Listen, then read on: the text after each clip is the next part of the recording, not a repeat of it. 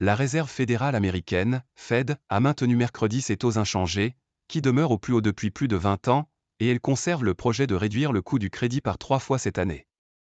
Les taux au jour le jour restent entre 5,25% et 5,50%, a annoncé la Fed dans un communiqué, après une décision unanime des membres du comité monétaire, FOMC.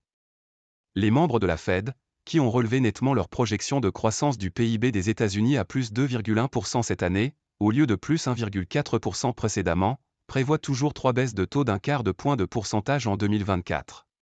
Pour 2025, néanmoins, le comité est moins optimiste, ne prévoyant plus que 3 autres baisses de taux pour les descendre à 3,9%, au lieu de 4 projetées précédemment. Les marchés s'attendaient à ce statu quo.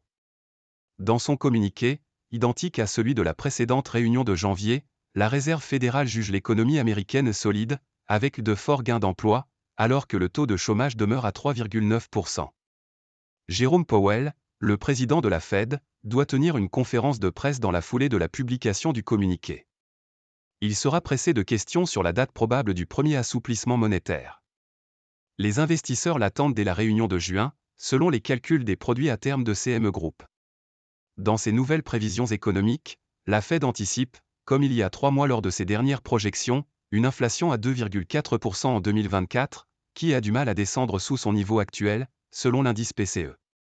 Le taux de chômage va progresser moins qu'elle ne le craignait, à 4% cette année et 4,1% l'année prochaine.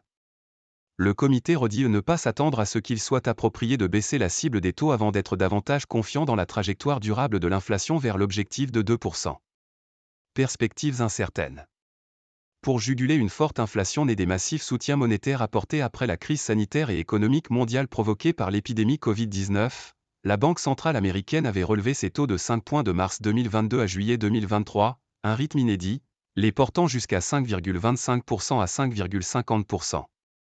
La Fed est ainsi parvenue à réduire l'inflation des 2/3 depuis son sommet à 9,1% en juin 2022, sans provoquer jusqu'ici de récession, espérant conclure avec un atterrissage en douceur en domptant l'inflation sans créer trop de chômage. En janvier, elle avait reculé sur un an, à 2,4% contre 2,6%, mais avait accéléré sur un mois, à 0,3% contre 0,1%. Pour Ryan Sweet, économiste en chef pour Oxford Economics, le patron de la Fed va éviter de s'engager sur un calendrier pour la première réduction des taux, vu que l'inflation a récemment surpris à la hausse. Selon lui, la Banque centrale va souligner qu'elle a besoin de preuves supplémentaires que l'inflation est sur une trajectoire durable vers son objectif de 2% avant de réduire les taux. Avant de lancer le mouvement d'assouplissement monétaire, les responsables de la Fed veulent être certains que les prix ne se remettent pas à flamber. Lors de la dernière réunion de janvier, le président de la Fed, Jérôme Powell, avait pris de court les marchés en écartant l'hypothèse d'une première baisse en mars. Début mars, devant des élus du Congrès, il a averti, les perspectives économiques sont incertaines et la poursuite des progrès vers notre objectif d'inflation de 2% n'est pas assurée. Mais il avait néanmoins ajouté que si l'économie évolue comme prévu, il sera probablement approprié de commencer à assouplir la politique monétaire à un moment donné cette année.